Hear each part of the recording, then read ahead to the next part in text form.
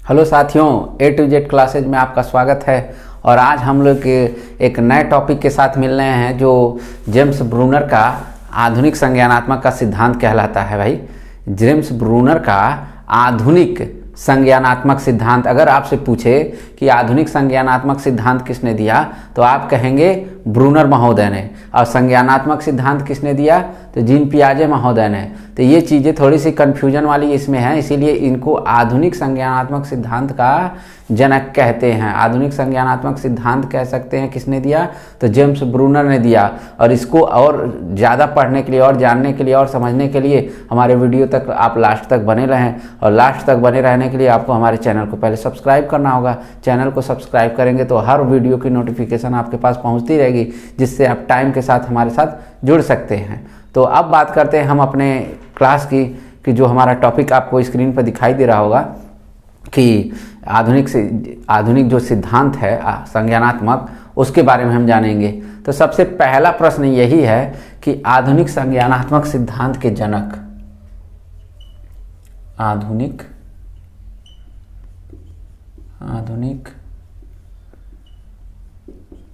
संज्ञानात्मक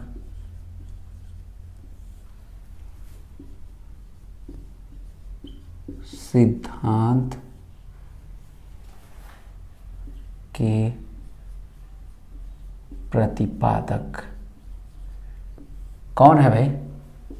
आधुनिक संज्ञानात्मक सिद्धांत के प्रतिपादक कौन है? James Brunner.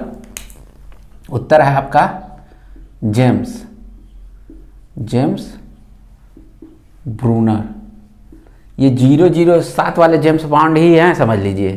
ठीक, ये जो 0 हॉलीवुड की मूवी आप देखते होंगे तो इसमें एक बॉन्ड 007 जेम्स बॉन्ड बनते हैं, सब वही हैं। क्योंकि वो उस मूवी में भी वो आश्चर्यजनक कारनामा करता है और इस सिद्धांत के अंतर्गत भी ये बताते हैं कि ये आश्चर्यजनक कार्य करते हैं। जैसे ये कहा जाता है कि अगर जीन पियाजे नहीं होते तो इनका ही सिद्धांत जो है संज्ञानात्मक सिद्धांत के अंतर्गत काउंट होता है। सबसे पहला सिद्धांत किसने दिया संज्ञानात्मक सिद्धांत के अंतर्गत तो इन्हीं का नाम आता। लेकिन इनसे पहले जीन पियाजे जी ने इस सिद्धांत को दिया था कि, लेकिन उसी में इन सिद्धांत को लेके ये आगे बढ़ते हैं और ये कैसे कैसे कार्य करते हैं, कि कैसे कैसे फंक्शन करता है। सेम टू सेम एक जीन पियाजे अगर आप पढ़ रहे हैं तो समझ लीजिए आप जेम्स ब्रूनर को और अच्छे ढंग से जान जाएंगे। बस एक स्तर के अनुसार, उसमें स्तर 4 होते थे, इसमें स्तर 3 होते हैं। उन स्तरों की भी हम बात करेंगे। पहले ये बताइए आप हमको कि जो ब्रूनर महोदय हैं ये किस देश के निवासी थे? किस देश के? प्रश्न यही पूछेगा। जेम्स ब्रूनर किस देश के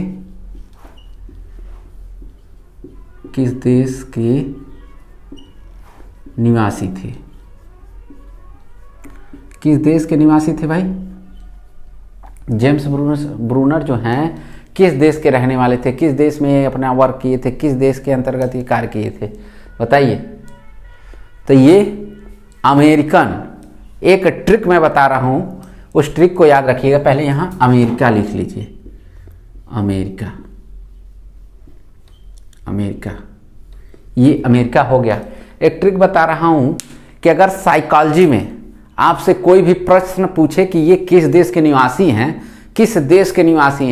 ठीक, साइकोलॉजी की बस मैं बात कर रहा हूं, प्रश्नों की मैं बात नहीं कर रहा हूं। एक ट्रिक होती है कि अगर साइकोलॉजी में अगर प्रश्न पूछ ले कि कौन सा मनोवैज्ञानिक किस देश का है, चाहे किस देश का निवासी है, तो आप जहां भी ऑप्शन दिखाई देगा और ऑप्शन में आपको अमेरिका दिखाई देगा ना, तो आप अमेरिका पे ही टिक करिएगा। क्योंकि 70% जो मनोवैज्ञानिक है वो अमेरिकी मनोवैज्ञानिक है। ठीक, जो 70% मनोवैज्ञानिक हैं साइकोलॉजी में वो अमेरिकन मनोवैज्ञानिक है। इसलिए जितने भी ये फंक्शन, जितने भी कार्य हैं, अगर आपको उत्तर नहीं पता है तो आप अगर तुक्का लगाते हैं तो तुक्का इस विधि से लगाइएगा कि अगर अमेरिका दिखाई दे रहा है तो आप अमेरिका पर टिक लगा दीजिएगा। क्यों? क्योंकि 70% वो उत्तर अमेरिका पे जाएगा, क्योंकि 70% मनोवैज्ञानिक जो साइकोलॉजी में है वो अमेरिका से आते हैं। तो इसलिए जेम्स ब्रूनर जो है किस देश के निवासी हैं भाई? अमेरिका के थॉर्नडाइक, स्किनर, पावलो, ये क्या क्या, पावलो को थोड़ा सा हम रूस से मान लेते हैं, लेकिन स्किनर वगैरह को हम देखते हैं, ठीक, थॉर्नडाइक वगैरह को देखते हैं। बहुत सारे हम मनोवैज्ञानिकों का नाम यहाँ नहीं लेंगे क्योंकि क्लास हमारी दूसरी चल रही है, क्लास में जो है ये कार्य हो रहा है। तो जीन पियाजे अगर ये सिद्धांत नहीं दिए, जीन पियाजे का क्या सिद्धांत है भाई? विकासात्मक सिद्धांत भी कहते हैं, ठीक, संज्ञानात्मक सिद्धांत भी कहते हैं। तो जीन पियाजे ने अपने सिद्धांत के अंतर्गत कितने अवस्थाएं बताएं, कितने स्तर बताएं जीन पियाजे? यहाँ लिख लेते हैं, आप कंफ्यूज ना होइएगा कि मैं जीन पियाजे पढ़ा रहा हूँ क्या। जीन पियाजे ने संज्ञानात्मक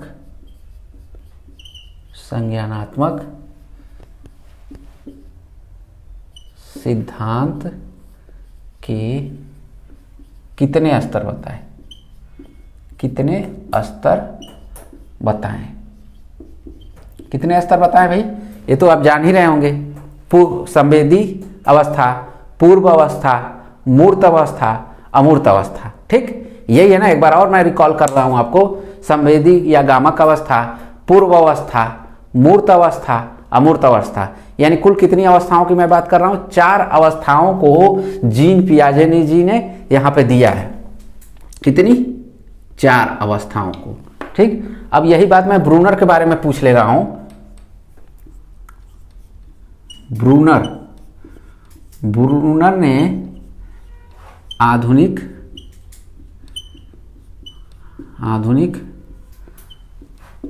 संज्ञानात्मक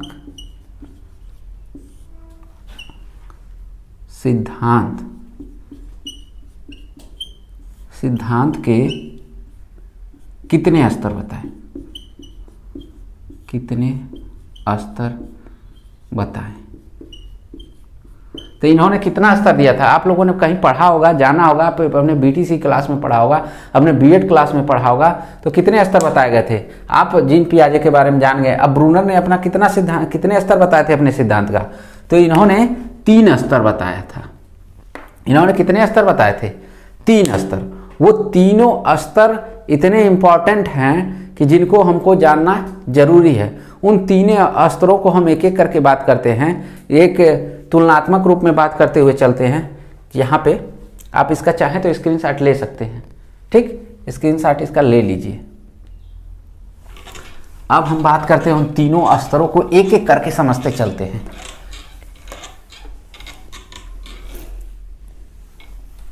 पहला स्तर क्या है भाई उनका?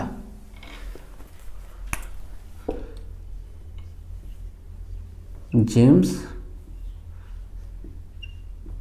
ब्रूनर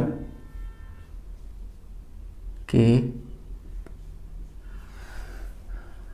3 स्तर। 3 स्तर हैं। मैं पहले स्तर की पहले बात करता हूं। पहला स्तर कौन सा है? 1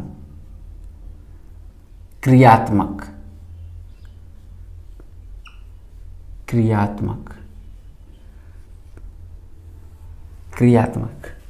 ये क्रियात्मक स्तर को उन्होंने बताया।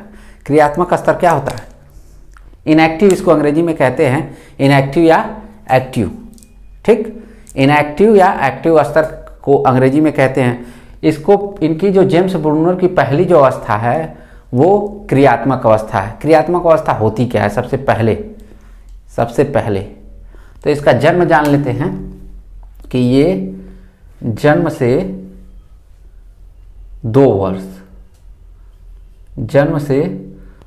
वर्ष इसकी अवस्था होती है। अगर प्रश्न आपसे यही पूछ दे कि जेम्स ब्रूनर का जो पहली अवस्था है उसका क्या नाम है, तो आप कहेंगे क्रियात्मक या इनएक्टिव स्टेज। क्रियात्मक अवस्था या इनएक्टिव स्टेज। क्रियात्मक अवस्था कर लीजिएगा या इनएक्टिव स्टेज कर लीजिएगा। पूछ दे उसकी एज क्या निर्धारित की गई है, तो जन्म से 2 वर्ष। और जो आप कहते हैं कि जो जीन पियाजे हैं उनकी भी एक अवस्थाएं निश्चित की गई हैं। उनकी अवस्था क्या थी? उनकी भी तो अवस्था जन्म से 2 वर्ष ही तो रखी गई है। जो जीन पियाजे की सर्वप्रथम अवस्था है संवेदी पेशी या गामक अवस्था, उसकी एज क्या रखी गई है? उसकी एज जन्म से 2 वर्ष रखी गई है ना। तो इसकी भी एज कितनी रखी गई है? जन्म से 2 वर्ष, यानी ये जीन पियाजे से देखिए ये पहला सिद्धांत जो है ये मिलता जुलता है। यानी जो क्रियात्मक अवस्था है उन्होंने अपने सिद्धांत, पहले सिद्धांत का क्या नाम दिया, स्तर का क्या नाम दिया है, उन्होंने कहा कि संवेदी पेशी अवस्था उनके पहले स्तर का नाम, इनके पहले स्तर का नाम क्रियात्मक। दोनों बात एक ही तरह की है, कंफ्यूज मत होइएगा कि उन्होंने नाम चेंज किया है तो इसमें क्रियात्मक में कुछ अलग होता होगा और उस संवेदी पेशी अवस्था में अलग होता होगा, नहीं, दोनों में एक ही तरह की बातें होती हैं। इसमें भी बालक क्या करता है भाई, इसमें भी बालक अपना कार्य करता है। कार्य किस रूप में, हाथ चलाता है, पैर चलाता है, चलता है। चलने का मतलब ये नहीं कि दौड़ता है, अपने घुटनों के बल पे चलता है, कुछ चीज़ों से अपने खिलौनों को पकड़ के ऐसे खींचता है, हंसता है, रोता है, चिल्लाता है। ये किस अवस्था के अंतर्गत करता है, ये क्रियात्मक अवस्था के अंतर्गत ही कार्य करता है। ठीक, ध्यान रहे ये सारी चीज़ें इसके अंतर्गत ही कार्य करती हैं। जो क्रियात्मक अवस्था है इसमें जो जीन पियाजे कहते हैं कि हमारे सिद्धांत के अंतर्गत जो बालक होता है वो चिल्लाता है, रोता है, अपने घुटनों के बल चलता है, हंसता है, किसी को पकड़ के खींचता है और बोलने की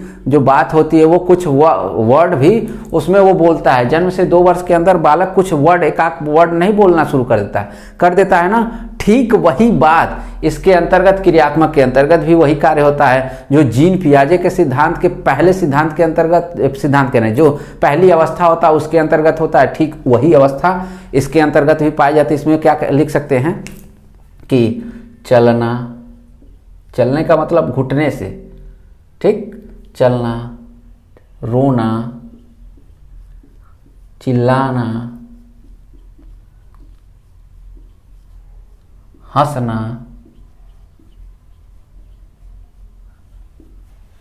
अपने आप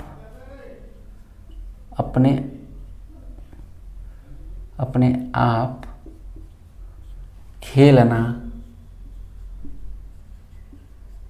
अपने आप खेलना आदि तरह की जो 2 वर्ष की अवस्था के अंतर्गत ये सारी चीज़ें हो सकती हैं, वो कार्य इसके अंतर्गत होते हैं। ये सारी चीज़ें अभी तक आप लोगों को क्लियर हो गई होंगी कि क्रियात्मक यानी इनएक्टिव। कई लोग हमसे ये शिकायत करते हैं इनएक्टिव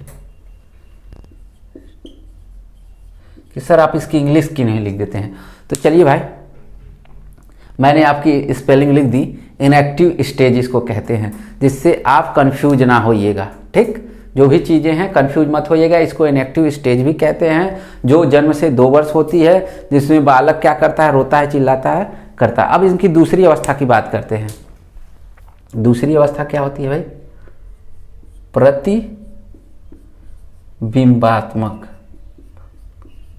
प्रतिबिंबात्मक यानी उसका प्रतिबिंब, कहते हैं ना उसके हम शकल हैं, उसी की तरह दिखते हैं, उन्हीं की तरह वो दिखाई देता है, उन्हीं की तरह बोलता है, उन्हीं की तरह चलता है। एक तरह से क्लोन जानते हैं ना, हमारे शक्ल का कोई इंसान, ठीक, लेकिन वहाँ वो हमारी तरह ना बोल सकता है, ना हमारी तरह बात कर सकता है, ना वो हमारी तरह दिख सकता है। प्रतिबिंबात्मक में हमारी तरह दिख सकता है, लेकिन ना हमारी तरह बिहेव कर सकता है, ना हमारी तरह चल सकता है, ना हमारी तरह बोल सकता है। ठीक, वो सारे फंक्शन अलग होंगे। प्रतिबिंबात्मक रूप में कई रूप में ये भी माना जाता है कि जो हम खड़े रहते हैं और हमारी परछाई हमको दिखाई देती है वो भी प्रतिबिंब ही कहलाती है। ठीक, तो वो प्रतिबिंब, इसको कह सकते हैं आइकोनिक, आइकोनिक स्टेज, आइकोनिक। अब आइकोनिक का मतलब ये नहीं कि जो आता है पता नहीं क्या आंखों में काजल लगाने वाला, बड़े अच्छे अच्छे ब्रांड आते हैं आइकोनिक, वो मत समझिएगा। ठीक, तो आइकोनिक है ये, वो एक ब्रांड आता है ना जो काजल बहुत अच्छा आता है भाई, यहाँ से काजल ऐसे लगा के यहाँ तक सेट कर दिया जाता है, तो वो आइकोनिक की मैं बात नहीं कर रहा हूँ। मैं यहाँ पे उसके प्रतिबिंब की बात कर रहा हूँ कि कैसे इसके अंदर बालक को कैसे सिखाया जाता है। तो इसकी जो एज रखी गई है वो 2 वर्ष से 7 वर्ष। यहाँ भी आपको चीज़ें वो कॉमन दिखाई दे रही हैं। यानी जीन पियाजे का जो दूसरा सिद्धांत है, जीन पियाजे का जो पूर्व संक्रियात्मक अवस्था कही जाती है, पूर्व संक्रियात्मक अवस्था जो जीन पियाजे की जो एज उसमें रखी गई थी वही एज इसमें रखी गई है। इसीलिए तो इनको कहा जाता है कि एक विकल्प के रूप में इनको रखा गया है। कहा जाता है कि अगर जीन पियाजे अगर नहीं होते तो ब्रूनर का हिस सिद्धांत सर्वप्रथम संज्ञानात्मक सिद्धांत के अंतर्गत काउंट होता है। तो देखिए एज भी उनसे मिल रही है, और जब एज मिल रही होगी तो विचार भी मिल रहे होंगे। विचार किस तरह से? प्रतिबिंबात्मक। आप बालक को किसी प्रतिबिंब के माध्यम से कुछ सिखाते हैं। प्रतिबिंब किस तरह का, वो भी आपको मैं बता दे रहा हूं। जैसे कहते हैं A for Apple, A for Apple. घर पे आपने उसको एप्पल बालक को दिया, आपने बालक समझा नहीं समझा अलग बात है। उसने सेव को लिया, खा लिया, बड़े चाव से खा लिया, बड़ा अच्छा लगा, सेव खा लिया। आपने उसको ऑरेंज संतरे को आपने दिया, संतरे को भी उसने खा लिया। अब ये प्रैक्टिकली रूप में, सैद्धांतिक रूप से हट के प्रैक्टिकली रूप में उसने प्रयोग करके खा लिया। अब आप उसको क्या करते हैं? जब वो प्रैक्टिकली खा लेता है, वो ये नहीं जानता कि हमने खाया क्या, आप उसको नहीं पता होता है कि हमने खाया क्या, तो आप उसको क्या करते हैं? प्रतिबिंब के माध्यम से वो कहता है पता नहीं हम खाए होंगे कि नहीं। आप ही में से बहुत सारी ऐसी चीज़ें हैं, डिश होती हैं कि बहुत सारी चीज़ें बहुत सारे लोग आप नहीं खाए होते, वो आपके लिए नया होता है। जब खाते हैं आपको पसंद आती है तो आप कहते हैं बहुत अच्छा है, कौन सी डिश थी, कौन सी, तो बगल वाला चाहे जो जानता हो वो आपको बताता है, तब आप बताते हैं कि भाई ये वाली डिश थी, आज आप हमको पता चला। तो ऐसी ही चीज़ें बालक के साथ होती हैं और वो बचपन में जान नहीं पाता है कि क्या क्या मैंने खाया है, क्या क्या मैंने किस किस तरह से वो कार्य किए हैं, कुछ भी वो नहीं जान पाया होता है, कुछ भी नहीं। तो आप जैसे ही उसको विद्यालय में पढ़ने वो जाता है तो आप कहते हैं ए फॉर एप्पल, तो सोचता है ए फॉर एप्पल क्या होता है। तो आप देखते हैं ना किताबों में छोटे छोटे पिक बने होते हैं, तो आप उसको पिक दिखाते हैं कि देखो एप्पल ऐसा होता था। वो क्या ध्यान में आता है उसके, अरे एप्पल इसी को कहते हैं, ये तो हम खाए हैं सर जी, इसको तो हम खाए हैं। हाँ, तो वो बताते हैं हाँ बेटा इसको खाया ही जाता है, ये एप्पल है। तो बताता है सर ऐसे ऐसे होता है इसका, और हल्का सा रेड का लेके रहता है, ठीक, इसको खाने से ये ऐसे ऐसी चीज़ें दिख। ऑरेंज के बारे में बताते हैं कि ये येलो कलर का होता है सर, ठीक, ये येलो कलर से जब तोड़ते हैं तो इसमें कई पार्ट होते हैं, छोटे छोटे टुकड़े। हम जब इसको खाते हैं तो उसमें से बहुत सारा रस निकलता है, लेकिन सेव में वो रस सर नहीं निकलता है। तो हाँ, वही चीज़ें मैं कह रहा हूँ, वही चीज़ें मैं बता रहा हूँ, वही उसका प्रतिबिंबात्मक है। जो चीज़ें आपने सेव खाया है या संतरा खाया है वही इसका प्रतिबिंब है, ठीक। तो बालक को यह ज्ञान हो जाता है कि बहुत सारी चीज़ें को प्रयोग करता है, लेकिन उसके बारे में अनभिज्ञ रहता है, ज्ञान रहता है, वो जान नहीं पाता है। लेकिन जैसे ही उसको सैद्धांतिक रूप से, प्रतिबिंबात्मक रूप से उसको चीज़ें को बताई जाती है, वो जान जाता है। जैसे कहा जाता है इस एज में भाषा बहुत तेज सीखता है, भाषा विकास, इस एज में भाषा विकास बहुत तेजी से, क्योंकि ये अनुकरण करना बहुत तेज जानता है, अनुकरण के माध्यम से बहुत तेजी के साथ सीखता है, अनुकरण के द्वारा ही बहुत कुछ सीख लेता है। तो भाई जो जैसे परिवेश में जिस समाज में रहता है उस भाषा का प्रयोग कर लेता है। यहाँ लिख सकते हैं सेव का प्रतिबिंब, सेव का प्रतिबिंब भी लिख सकते हैं कि सेव को देखता है वो जान लेता है। बहुत सारे कहते हैं ध्वनियों को, तो बहुत सारा कहते ध्वनियाँ वो सुना रहता है, जैसे सॉन्ग, गाना। अरे भाई आजकल के मैं भोजपुरी गानों की बात नहीं कर रहा हूँ, सॉन्ग होता है, चाहे भोजपुरी हो, चाहे तमिल हो, चाहे किसी भी हो। आप बालक क्या होता है, जिस सॉन्ग को सुना रहता है, ठीक, उस सॉन्ग को सुन के एक बार, दो बार, तीन बार जैसे ही सुन लिया होता है, फिर वही सॉन्ग कुछ समय के बाद बजता है तो कहता है ये सॉन्ग तो मैंने उस दिन सुना था, ये सॉन्ग में ऐसी ऐसी चीज़ें हैं। किसके माध्यम से भाई? प्रतिबिंब के ही माध्यम से। तब सॉन्ग को सुनता है, एक बार सुना रहता है, दो बार सुना रहता है, तीन बार जब सुना रहता है तो वो प्रतिबिंब के माध्यम से ही उस सॉन्ग को और जल्दी से सीखने का प्रयास करता है कि हाँ भाई ये सॉन्ग जब मैंने सुना था तो उसकी ध्वनि यही थी, तो ये सॉन्ग की ध्वनि आज भी वही है। यानी दोनों बात एक ही, वो भी सॉन्ग वही था और ये भी सॉन्ग वही, यानी कह सकते हैं ध्वनियों की पहचान, ध्वनियों के द्वारा पहचान। यानी बालक क्या करता है, ध्वनियों के माध्यम से पहचान लेता है कि भाई क्या क्या चीजें। तो ये प्रतिबिंबात्मक के रूप में आ गई। ठीक, अब बात करते हैं इसके तीसरे स्तर, संकेत। संकेत अवस्था। संकेत अवस्था को क्या कहते हैं भाई? सिंबॉलिक। इसको क्या लिखते हैं? सिंबॉलिक।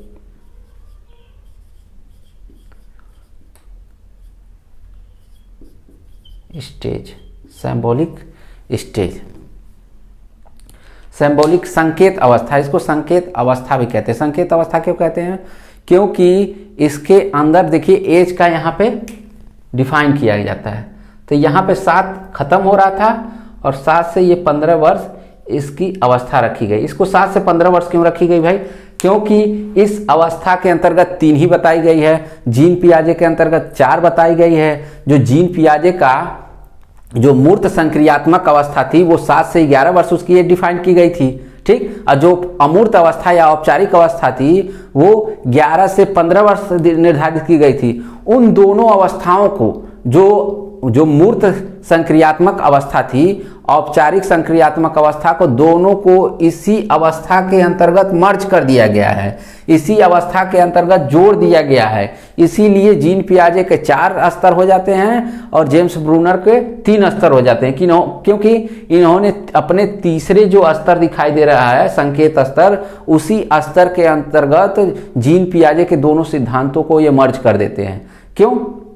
क्योंकि कहते हैं जब इतने के अंतर्गत ही हमारे सारे कार्य हो जा रहे हैं तो हम एक और अवस्था बढ़ा के क्या करेंगे? क्योंकि बालक की जो अवस्था होती है, इस अवस्था के अंतर्गत वो बहुत तेजी के साथ सीखता है। यानी संकेत क्या क्या होता है भाई?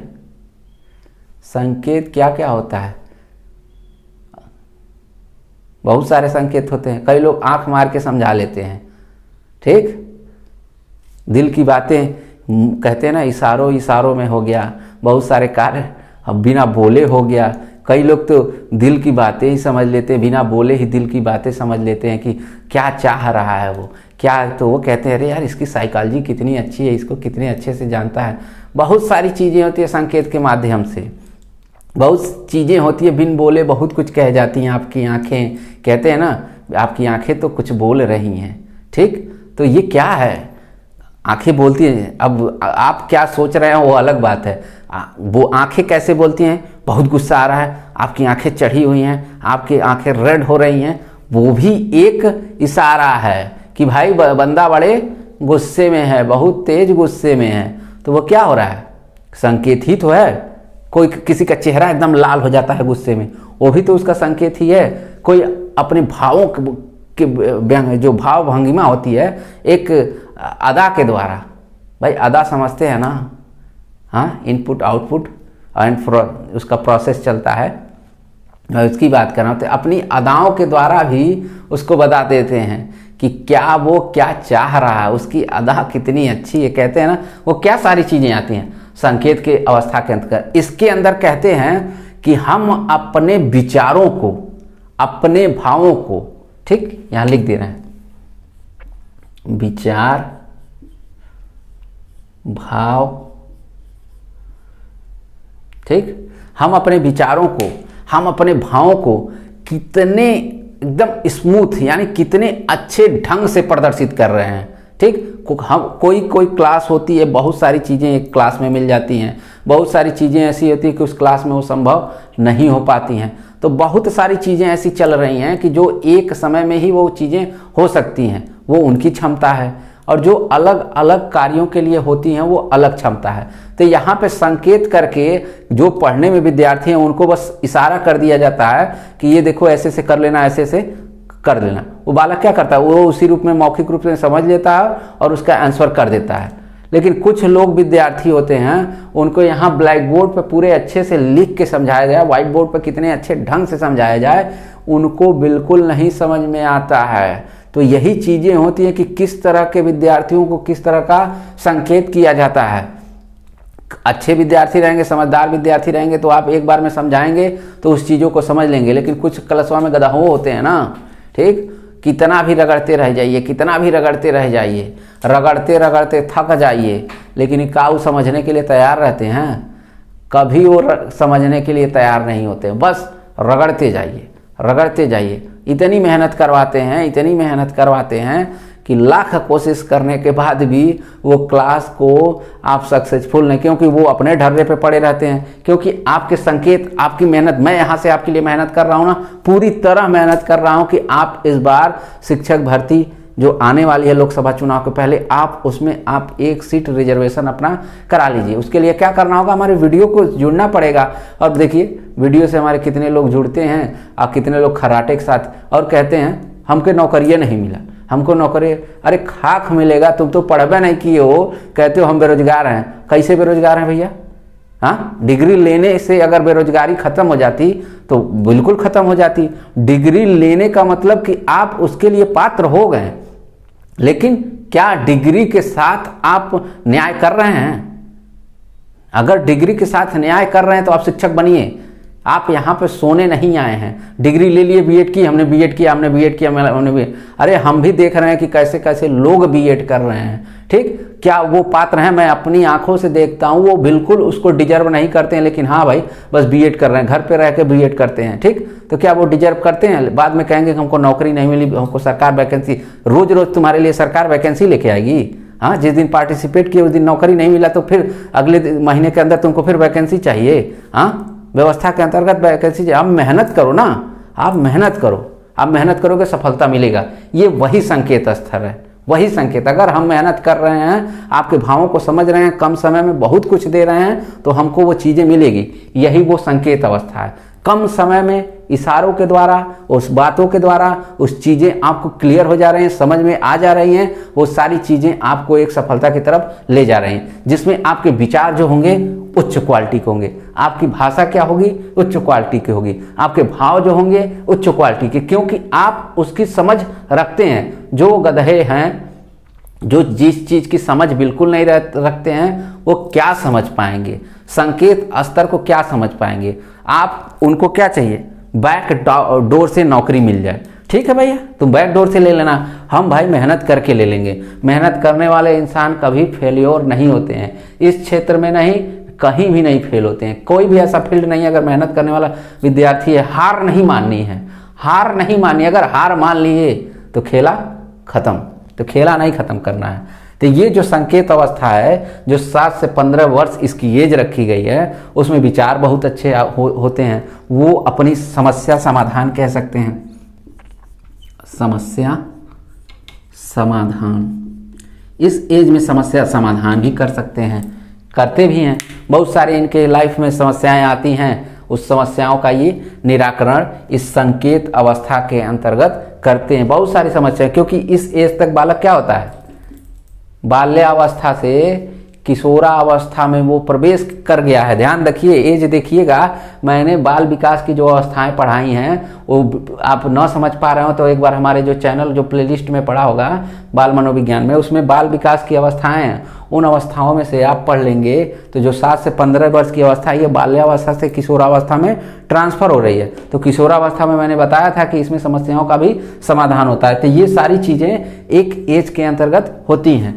तो ये ब्रूनर के 3 स्तर थे, जो एग्जाम में आपका कोई भी ये पॉइंट पूछ दे कि विचार किसके अंतर्गत आते हैं, किस अवस्था के ब्रूनर के सिद्धांत के अंतर्गत आते हैं, तो आप कहेंगे संकेत अवस्था के। भाषा विकास ब्रूनर के किस सिद्धांत के अंतर्गत होता है, तो आप कहेंगे कि प्रतिबिंबात्मक। जो एज पूछे, एज बता दीजिए। वो कहे कि जो चलना फिरना, रोलना चिल्लाना जो अवस्था है, ब्रूनर के किस सिद्धांत के अंतर्गत आता है, तो आप कहेंगे क्रियात्मक जो अवस्था है उसके अंतर्गत आता है।